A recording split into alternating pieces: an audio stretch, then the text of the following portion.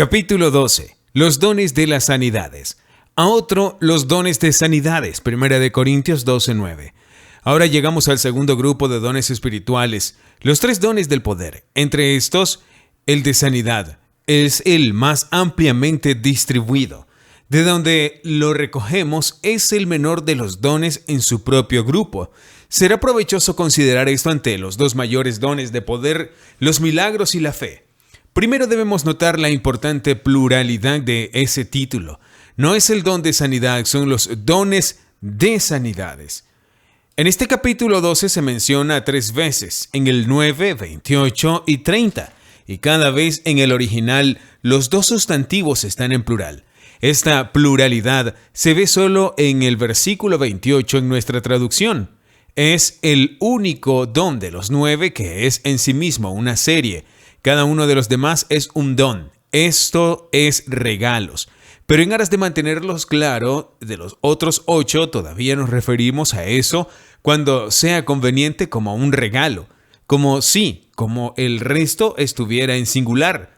Estos dones son para la sanidad sobrenatural de enfermedades y dolencias sin medios naturales de ningún tipo. Son la manifestación milagrosa del Espíritu para el destierro de todos los males humanos, ya sean orgánicos, funcionales o nerviosos, agudo o crónico.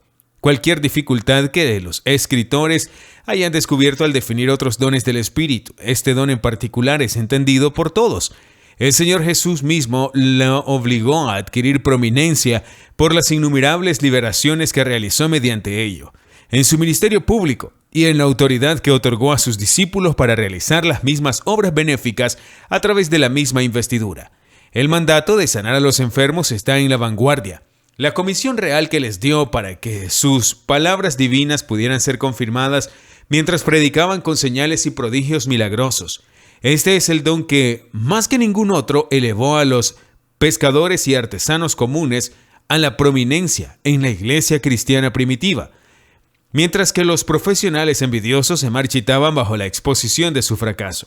A la luz de estos triunfos no profesionales, y una vez más, como en todos los demás dones, debemos subrayar el carácter enteramente sobrenatural del don, porque estos dones de sanidad son comúnmente confundidos con un alto grado de habilidad médica o quirúrgica, o de manipulación o científica.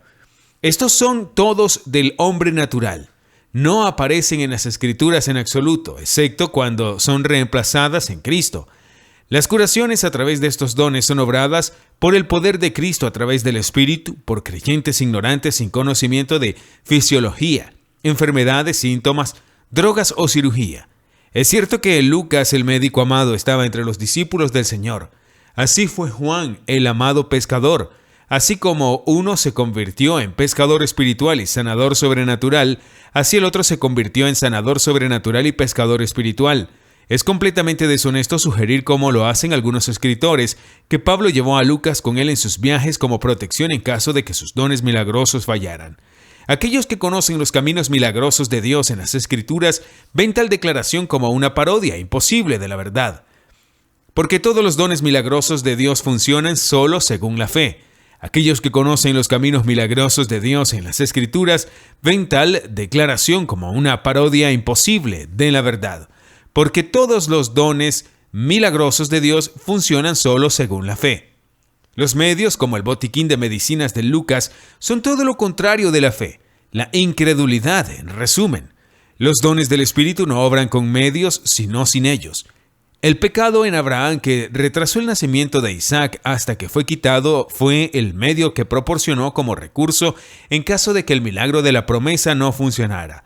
Mientras Agar estaba detrás de la puerta, por así decirlo, como una ayuda para Dios en el cumplimiento de su promesa, esa promesa no podía cumplirse.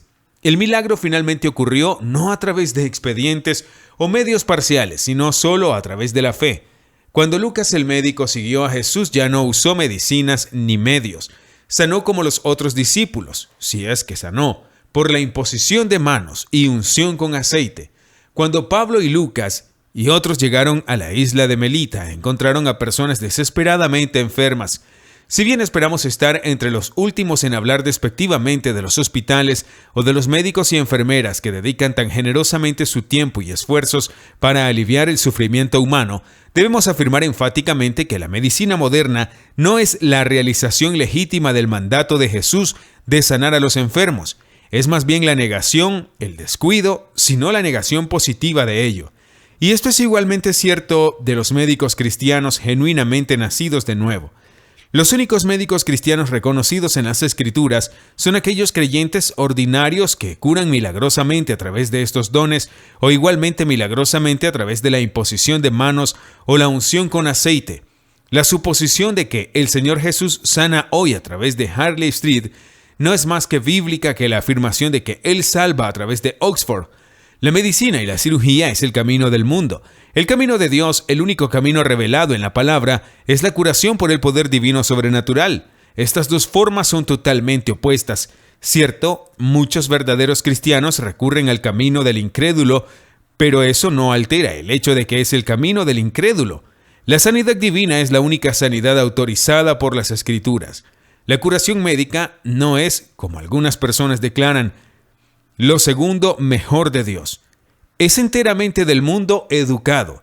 Dios no tiene segundo mejor, es enteramente del mundo educado.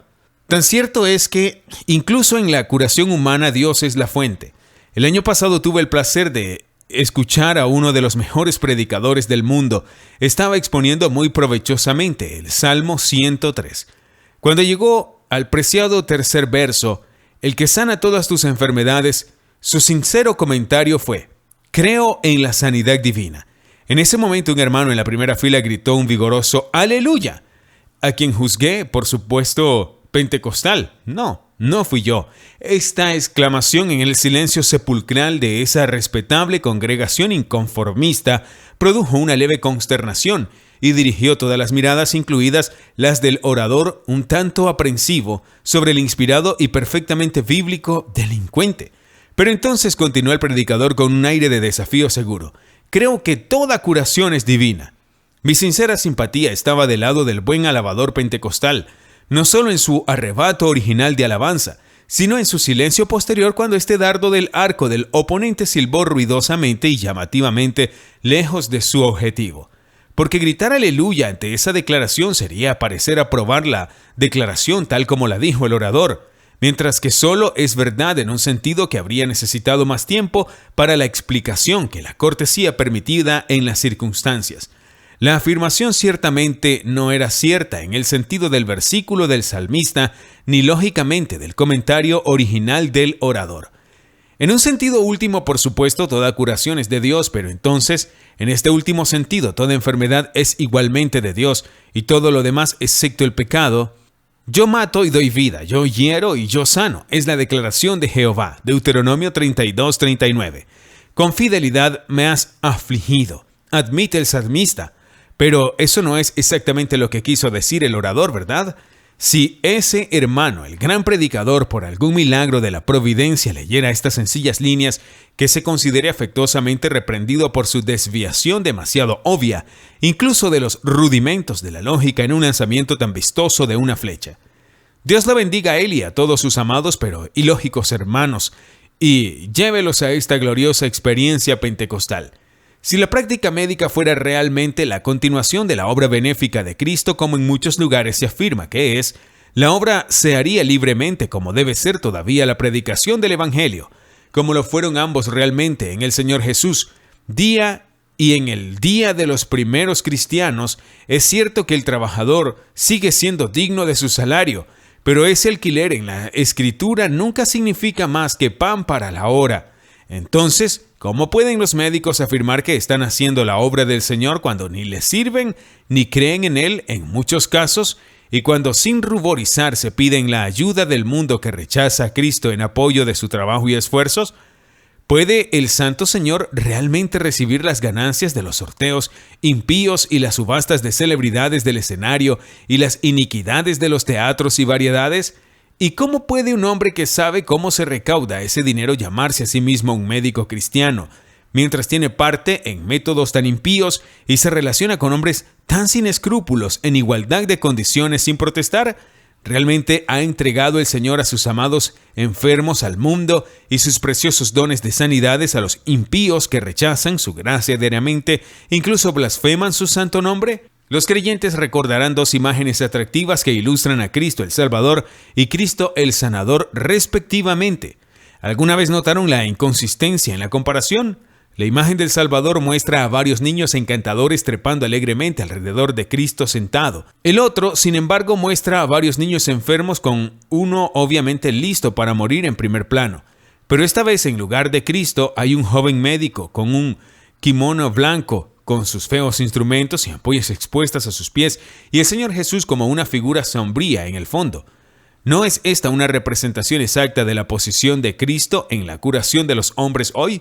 Pero para que estas dos imágenes concuerden, ¿no debería Cristo, no el médico, ser la figura prominente como el sanador, con los niños enfermos siendo sanados como en la antigüedad por su toque divino solamente, así como los perdidos son salvados solo por su mano divina? ¿O al revés? ¿No deberían los niños felices en el Salvador imaginarse subiendo alrededor de un sacerdote con Cristo como una figura sombría en el fondo, como lo es hoy en muchos lugares, con respecto tanto a la salvación como a la sanidad? Ninguna persona pensante puede realmente creer que las drogas venenosas y los bisturíes crueles tienen algo que ver con la sanidad divina. Para decirlo de manera bastante razonable, sin sombra de intención de ofender, seguramente la medicina en su mejor momento es simplemente un desarrollo de los intentos siempre cambiantes y siempre inútiles del mundo para erradicar la enfermedad. Mientras esta generación se ríe de los métodos de la última, seguramente un hombre sabio puede ver que la próxima generación se reirá, si el Señor se demora, de los métodos de hoy. ¿No es obvio que el Señor tiene su mano sobre el mundo? Y no es posible que Él mismo se sorprenda de los intentos humanos de librar al mundo de la enfermedad, para que los hombres impíos se sientan cómodos ignorándolo y burlándose de su bendito Hijo y su salvación misericordiosa. ¿Y es el mundo realmente más saludable hoy después de todos los esfuerzos de los hombres que cuando vivían nuestros abuelos? ¿No es solo que cuando una enfermedad comienza a relajar su mortificante control, otra más terrible ajusta su control más implacablemente? El Señor todavía tiene compasión de los enfermos, todavía tiene una forma de liberación del poder del enemigo. Todavía es el camino revelado en su palabra. Los enfermos harán bien en buscarlo y traerle sus enfermedades a Él como los afligidos sus enfermedades de antaño. Es una forma segura, una manera indolora, un camino libre y un camino santo, porque es su camino. Nos ayudará a comprender el funcionamiento y el propósito de estos dones de sanidades si consideramos algunos de sus usos en las Escrituras. En primer lugar, deben librar a los enfermos y destruir las obras del diablo en el cuerpo humano. Las Escrituras están llenas de ejemplos. Qué bendito alivio para los enfermos incurables saber que, como el leproso de antaño, pueden acudir a aquel que no los desechará. Y si hay algunos que han sido desanimados por la sugerencia del enemigo que aunque el Señor puede sanarlos, tal vez no sea su voluntad sanarlos, que lean por sí mismos ahora el repetido "yo quiero" en Mateo 8:3 y 7. Y anímense, porque creen que esa pregunta y respuesta de prueba fueron puestas en la palabra para nuestro estímulo de hoy. Es la voluntad declarada del Señor sanar a los enfermos, pero deben venir a Él en la forma claramente indicada en la palabra. Como antiguamente Jesús de Nazaret anduvo haciendo bienes y sanando a todos los oprimidos por el diablo, así hoy Él anda con los creyentes llenos del Espíritu, continuando su ministerio de sanidad como Él prometió a través de estos dones. Para establecer las asombrosas afirmaciones de Jesús, ¿cómo pueden los hombres realmente estar convencidos de que Jesús tiene poder para perdonar los pecados de los pecadores? Aquí, a sus pies, hay un caso espantoso, paralizado en el cuerpo y enfermo en el alma. ¿Cuál sería la tarea más fácil? ¿Curar su parálisis o perdonar sus pecados?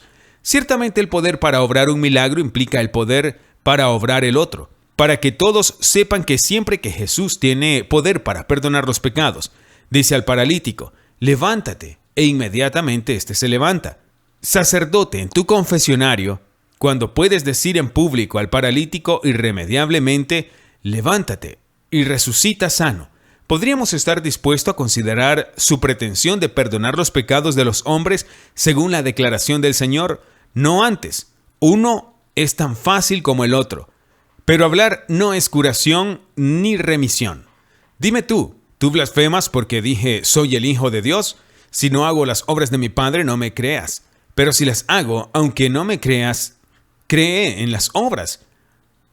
Misterio trascendente de la divina nave Hijo de Jesús confirmando por trascendentes obras de sanidad. ¿No deberían tales afirmaciones ser atestiguadas hoy por signos similares? Autorizar el mensaje del Evangelio tal como lo predican los siervos de Dios. Y ahora, Señor, mira sus amenazas.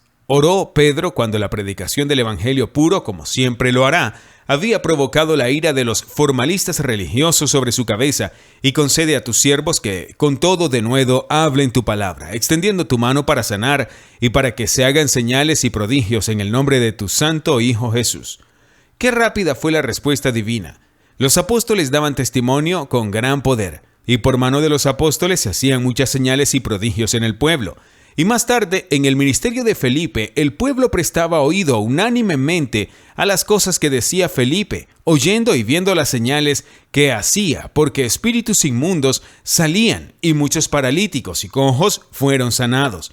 Hay menos necesidad de milagros para confirmar el mensaje del Evangelio en el mundo impío e incrédulo de hoy, o menos necesidad que en Capernaum o Corinto o Samaria o Sarepta establecer la resurrección de Jesús. Y matasteis al autor de la vida, a quien Dios resucitó de los muertos, de lo cual nosotros somos testigos, por la fe en su nombre. A este que vosotros veis y conocéis, lo ha confirmado su nombre, y la fe que es por él ha dado a esta completa sanidad en presencia de todos vosotros. Hechos 3:15 al 16. No hay nada como un poderoso milagro de sanidad hoy para detener la confianza podrida de las iglesias con respecto incluso a este fundamento de la resurrección de Cristo. Cuando los lisiados de toda la vida de repente saltan a la plenitud de una vida vigorosa y los ojos ciegos se abren repentinamente en respuesta a la oración, seguramente el presente más escéptico sabe que Jesús está vivo. Atraer a la gente al sonido del Evangelio. Y le seguía una gran multitud porque veían las señales que hacía en los enfermos. Que el lector rastree en los Evangelios esta conexión entre multitudes y sanidades. ¿No es todavía bueno, incluso aparte del objetivo principal de estos dones de salvar a los enfermos, que las multitudes se acerquen al sonido de la palabra salvadora? Aquellos que han tenido la suerte de ver multitudes esperando durante horas y horas fuera de los grandes ayuntamientos, atraídos por la gran noticia de enfermedades repentinamente desterradas y dolencias curadas milagrosamente, esperando escuchar al simple evangelista proclamar el camino de la salvación, esperando ansiosamente su turno para ser sanados de sus enfermedades, estos no tendrán ninguna duda sobre el propósito de estos dones en nuestros días, así como en los del Señor. No hay nada que recomiende tan poderosamente a Jesús el Salvador como Jesús el Sanador. Es por eso que en estos terribles días de creciente iniquidad y poder satánico, todo evangelista y misionero necesita positivamente estos dones de sanidades sobrenaturales para autenticar su mensaje celestial, para volver a la gente a Dios. Esto es incluso mejor que acercarlos al sonido del Evangelio. Es el fin de toda verdadera predicación y servicio. Cuando Pedro le dijo a Eneas, el paralítico de Lida, postrado en cama por 8 años, Cristo Jesús te sana. Y cuando Eneas se levantó inmediatamente por la dinámica de ese nombre tan poderoso, todos los que habitaban en Lida y Sarón lo vieron y se volvieron al Señor. Los habitantes de una buena ciudad y su condado se salvan en masa como resultado de una obra de gracia del Señor. ¿Se pueden descuidar ligeramente tales dones frente a las necesidades de hoy? Para convencer a los incrédulos de la verdad de la palabra de Dios, por misteriosa que sea.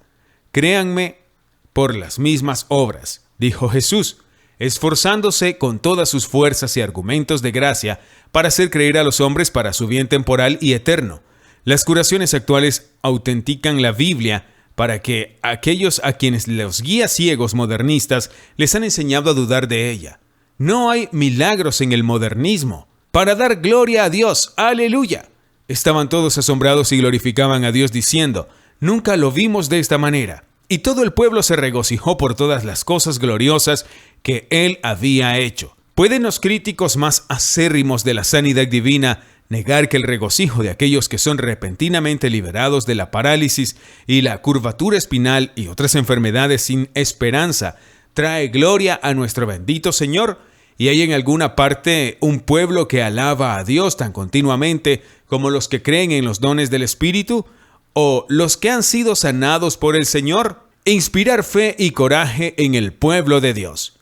Como en su día los siervos del Señor estaban animados a pesar del escepticismo que los rodeaba, contemplando el glorioso triunfo de su comisión de milagros, mientras el Señor resucitado trabajaba continuamente con ellos todavía. Así sus siervos griten de gozo hoy al contemplar la obra de la misma comisión bajo el poder del Espíritu, a través de estos potentes dones de sanidades. Jesús está vivo, es la voz de trompeta de todo milagro en nuestras asambleas. Debemos contentarnos con esta breve lista de usos bíblicos de los dones, aunque el lector puede buscar muchos más por sí mismos. Y debemos dejar de lado por completo los ejemplos de curación divina a través de estos dones hoy. Cada asamblea pentecostal en el mundo, y hay miles de ellas, proporcionará maravillosos ejemplos de enfermedades y dolencias incurables que son sanadas milagrosamente por el poder del Señor, ya sea a través del ministerio normal de la asamblea o la visita de algún simple evangelista equipado con estos preciosos regalos. Se pueden ver y escuchar ejemplos vivos de sanidad en las reuniones de testimonios de estas asambleas. Se aconseja al lector que vaya y vea por sí mismo la confirmación sustancial e incontrovertible de estas palabras.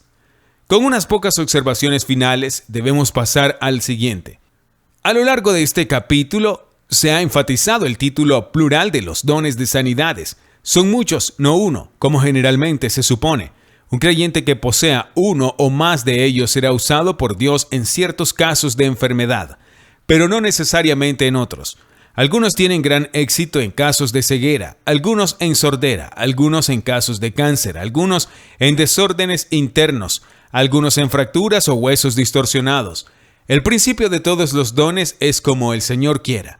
Los dones pueden operar con un toque o una palabra. En este último caso, la distancia no importa.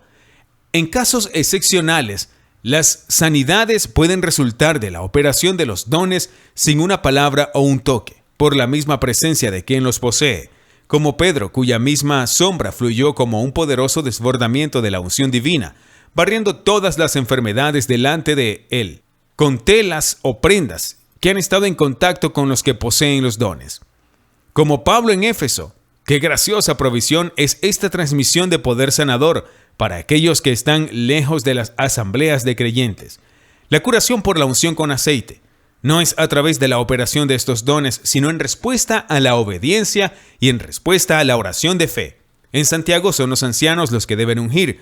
En Marcos 6:13, los discípulos de Jesús también sanaron mediante la unción con aceite.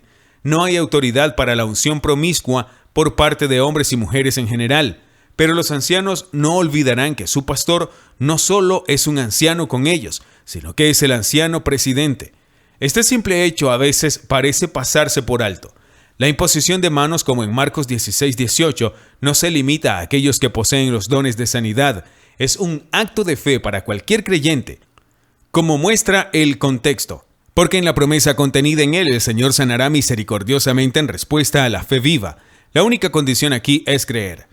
Si bien la unción con aceite es solo para los creyentes enfermos, se pueden imponer manos sobre los salvos o los no salvos, siempre que los no salvos soliciten oración o estén dispuestos a que se ore por ellos. La única pregunta es, ¿quieres ser sanado? De hecho, la experiencia revela la maravillosa circunstancia de que los pecadores se curan más fácilmente que los santos, lo que hace cumplir lo dicho en el apartado anterior. El poder que Jesús dio a los apóstoles y a los 70 no fue permanente. Comenzó a decaer cuando Jesús estaba a punto de dejar este mundo. He discutido esto en los primeros capítulos de este libro, pero los dones del Espíritu son sin arrepentimiento. Aún así, operan solo como el Espíritu quiere, y debe haber una respuesta de fe activa por parte del enfermo. La fe es positivamente necesaria en la operación de estos.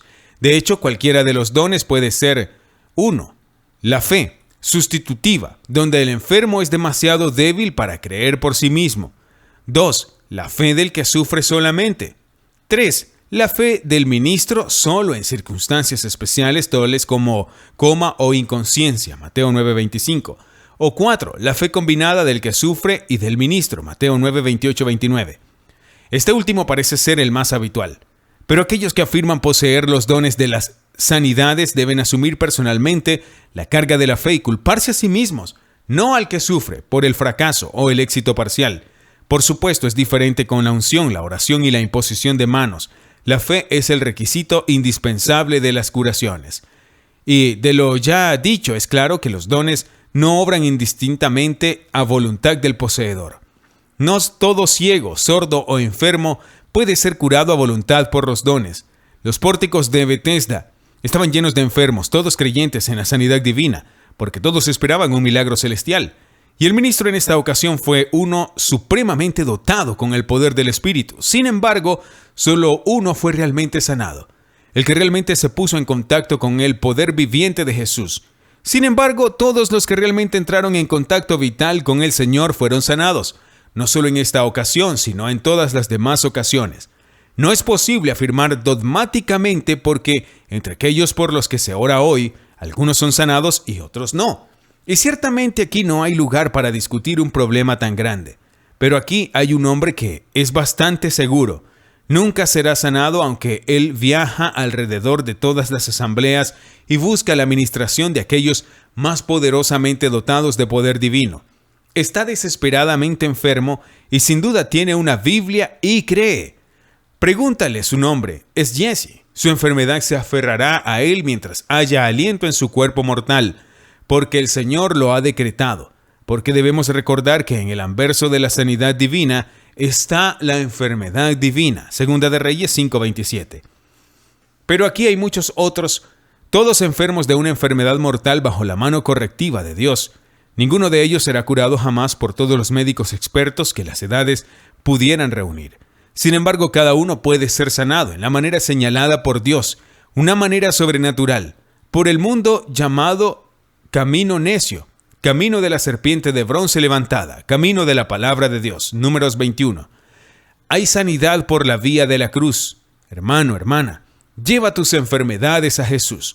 No nos afligiremos demasiado al preguntar cuántos israelitas heridos están hoy buscando a los médicos en lugar de buscar al Señor. Segunda de Crónicas 16:12.